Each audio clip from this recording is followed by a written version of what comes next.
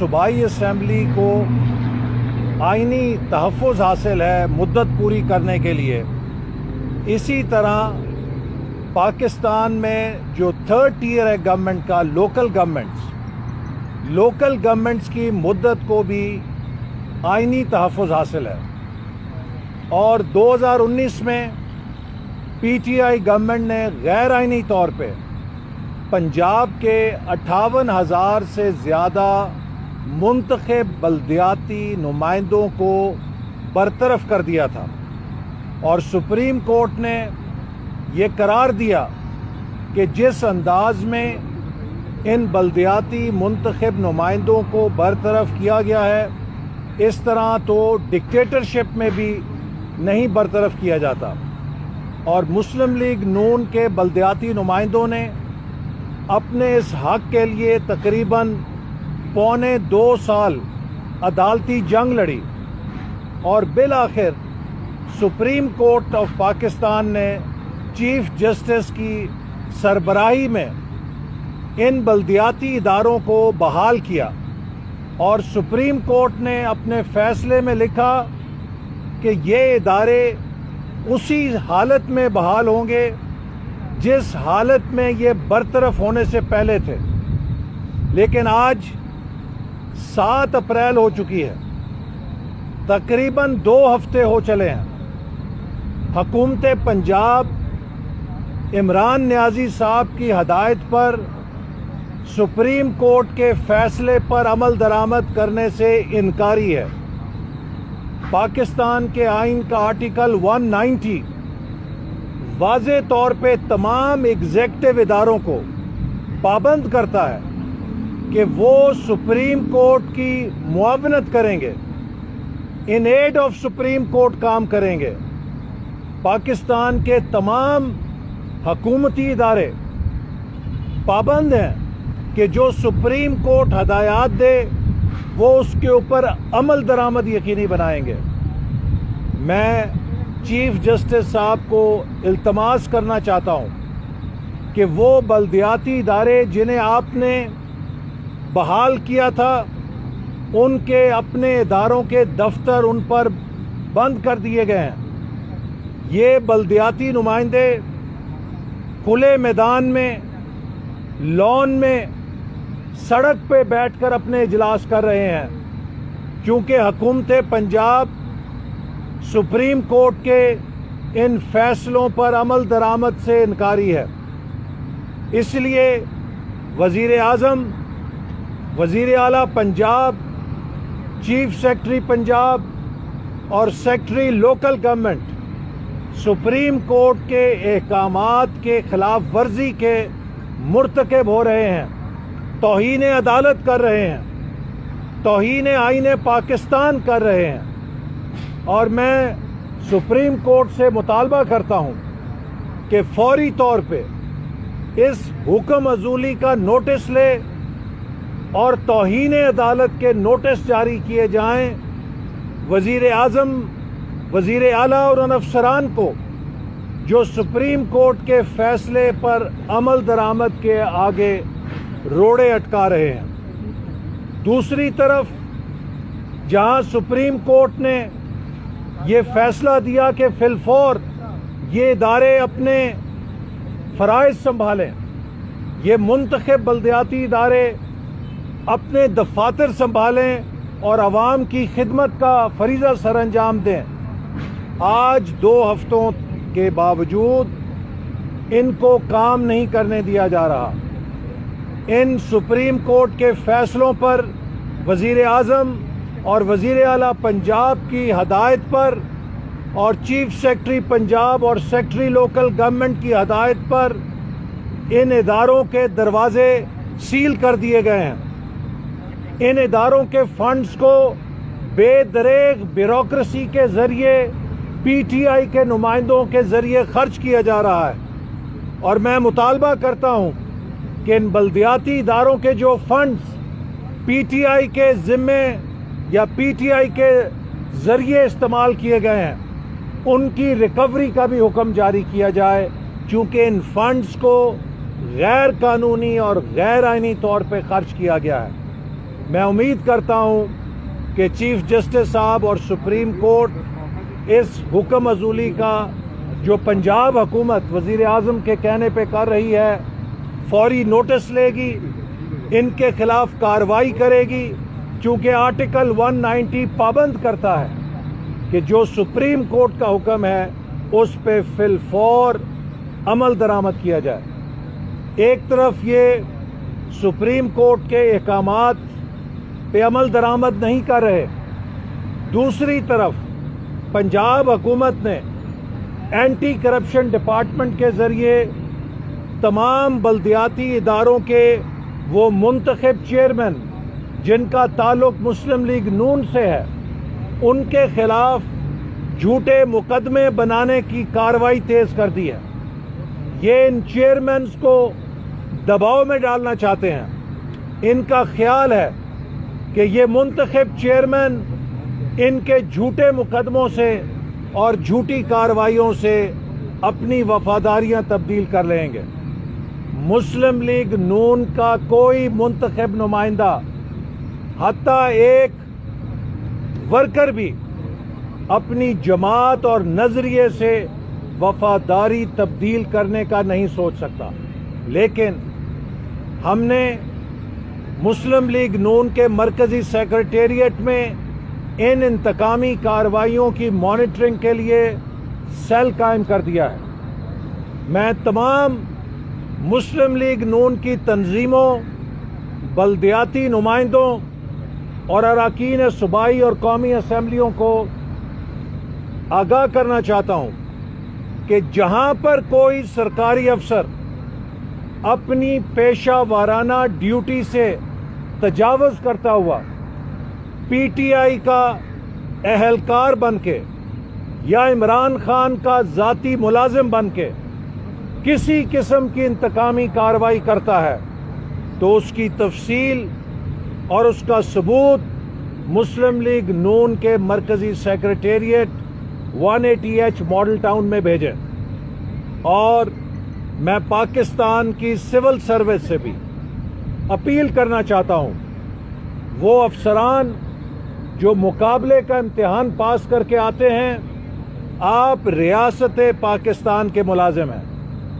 आप पीटीआई के जियाले या सियासी कारकुन नहीं हैं। जो सरकारी मुलाजिम रेड लाइन क्रॉस करेगा अपने सरकारी फराइज के अंदर, जो सरकारी मुलाजिम झूठे इंतकामी मुकदमात को फॉलो करेगा, इंशाअल्लाह ताला जब ये हुकूमत जाएगी तो एक कमीशन कायम किया जाएगा और वो कमीशन ऐसे अफसरों से पाकिस्तान की सिविल सर्विस को पाक और साफ करेगा जो आइन और कानून की बजाय किसी सियासी जमात का आलाकार बन के झूठे और इंतकामी मुकदमात बनाते हैं। तो मैं उम्मीद रखता हूं, चाहे वो पाकिस्तान एडमिनिस्ट्रेटिव सर्विस है, चाहे वो प्रोविंशियल मैनेजमेंट सर्विस है, चाहे वो पुलिस सर्विस ऑफ पाकिस्तान है, चाहे वो कोई हुकूमत पाकिस्तान का केडर है या एक्स्ट्रा केडर, एक्स केडर जो पोस्टें होती हैं, कोई भी सरकारी मुलाजिम अपने कानूनी मैंडेट से तजावुज नहीं करेगा।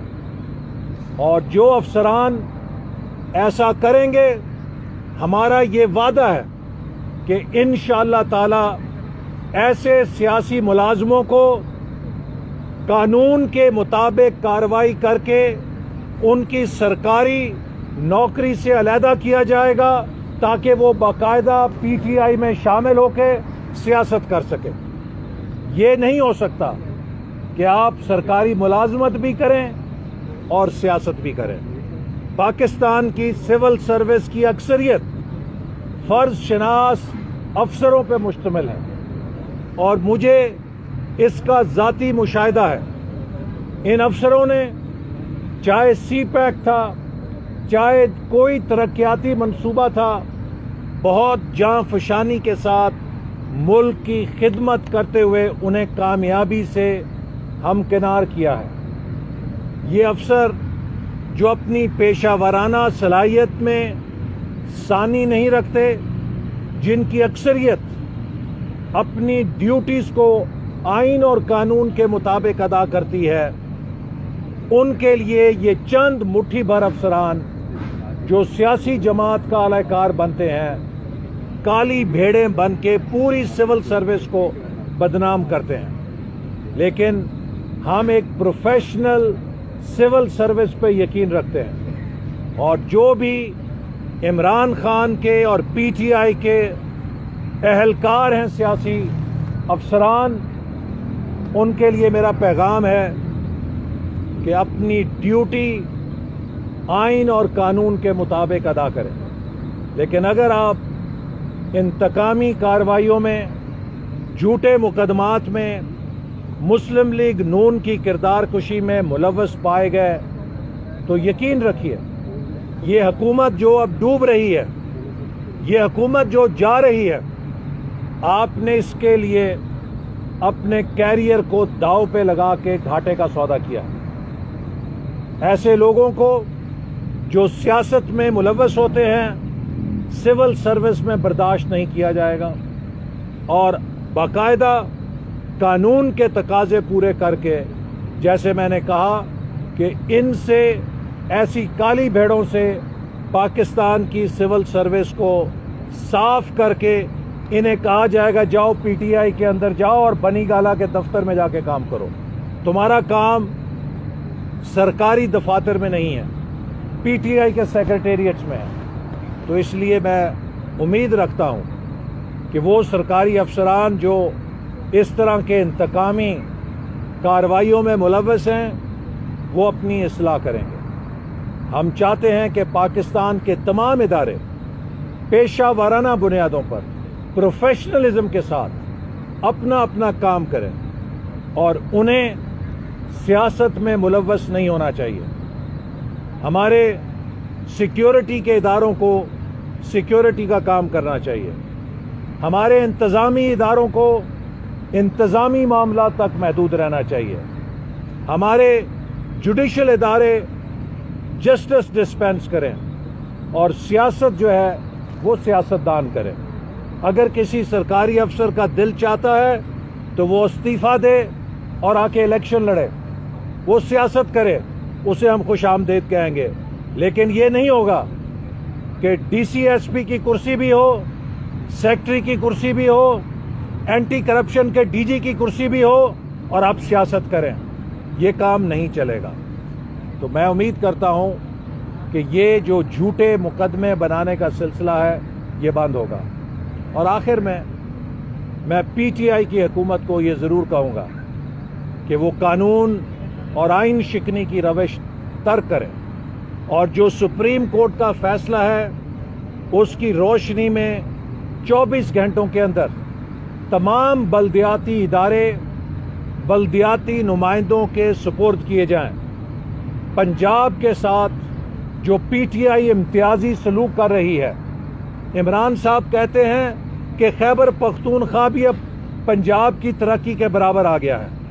تو ایک بات تو آپ نے تسلیم کی کہ پنجاب مسلم لیگ نون کی حکومت کے نتیجے میں خیبر پختونخوا سے آگے تھا جہاں آپ کی حکومت تھی، اور اب آپ نے 3 سال سے پنجاب کو وسیم اکرم پلس کی زنجیریں لگا کے پیچھے کی طرف دھکیل دیا ہے، اور آگے بھاگنے والے کو پیچھے دھکیل دیا ہے، اور کہتے ہیں کہ ہم خیبر پختونخوا کی حکومت کو برابر لے آئے ہیں۔ آپ نے خیبر پختونخوا کے عوام کا بھی استحصال کیا ہے، اسی لیے اب خیبر پختونخوا کے عوام بھی مسلم لیگ نون کی طرف دیکھ رہے ہیں۔ نوشہرہ کا الیکشن اس بات کا ثبوت ہے، اور انشاءاللہ تعالی کراچی میں بھی مسلم لیگ نون جیتے گی، چونکہ اب سب پاکستان کو پتہ لگ گیا ہے کہ اس ملک میں ترقی کا نام مسلم لیگ نون ہے۔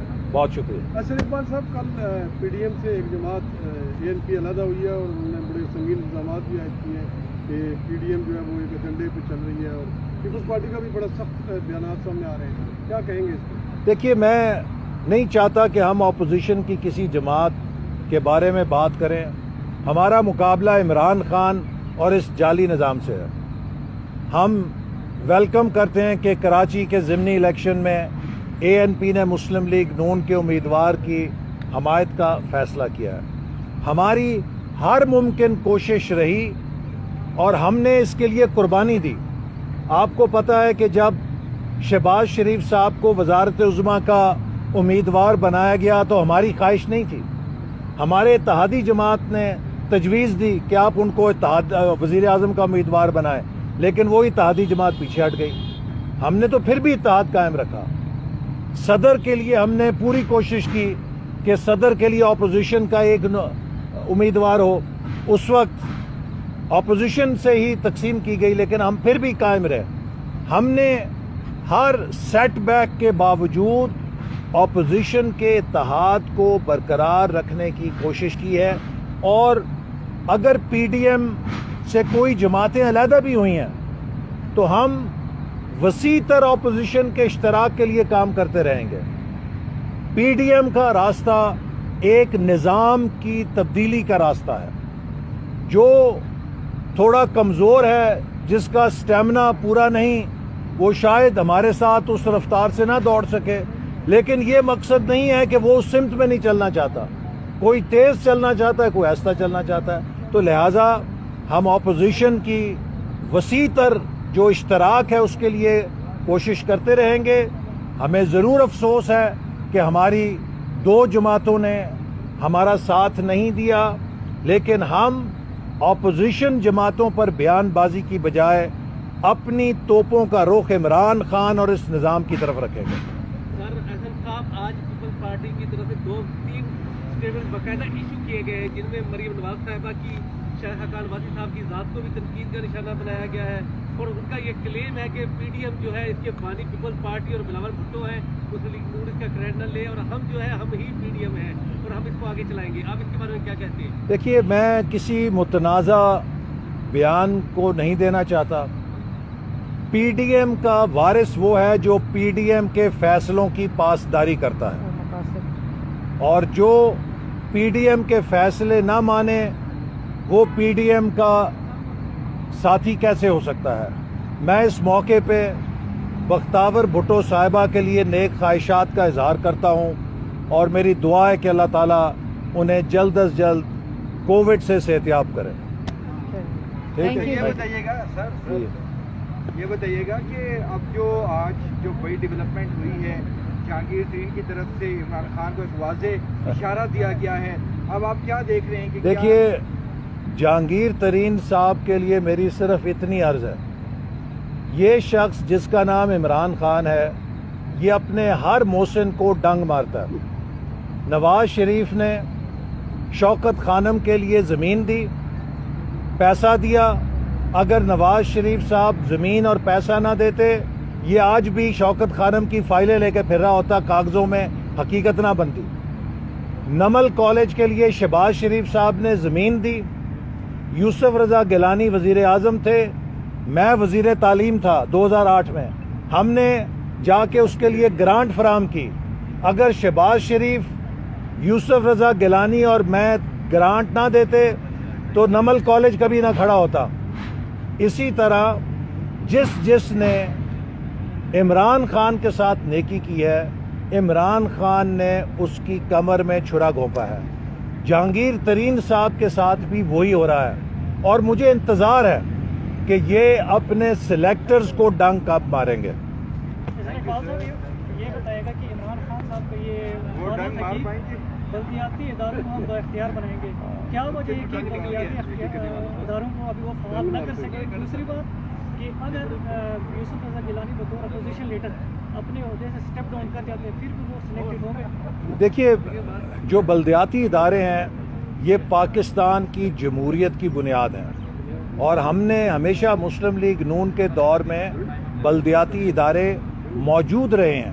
اور اب یہ ہماری آئینی اور قانونی جنگ تھی، جس کے نتیجے میں ایک سنگ میل مائل سٹون ججمنٹ آئی ہے کہ بلدیاتی اداروں کو قومی اور صوبائی اسمبلی کی طرح آرٹیکل 140A کے تحت مکمل مدت کرنے کا تحفظ حاصل ہو گیا ہے. یہ ایک بہت بڑی بات ہے کہ اب پاکستان میں کوئی بلدیاتی اداروں کو توڑ نہیں سکے گا، اور انشاءاللہ تعالی مستقبل میں مسلم لیگ نون کا وعدہ ہے کہ ہم بلدیاتی اداروں کو مزید مضبوط کریں گے، اور اگر سندھ کے اندر ہمیں حکومت بنانے کا موقع ملا تو کراچی اور حیدرآباد شہروں کے مسئلے بھی ہم بلدیاتی نظام کے ذریعے حل کریں گے، چونکہ جو بڑے شہر ہیں، چاہے وہ لاہور ہے، چاہے وہ پنڈی ہے، چاہے وہ کراچی ہے، چاہے وہ حیدرآباد ہے، ان کا علاج، ان کے مسئلوں کا حل صرف مؤثر بلدیاتی ادارے ہیں۔